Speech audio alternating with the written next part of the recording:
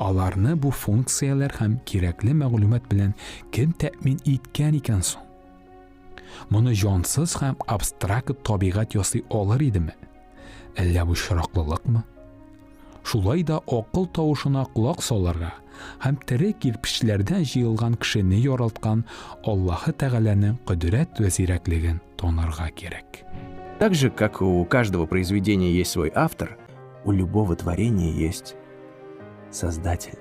Достаточно лишь взглянуть на книгу Вселенной повнимательнее, читаться в ее буковки, слова и предложения, которые вам сами подскажут, что они являются неповторимым произведением единого и всемогущего автора.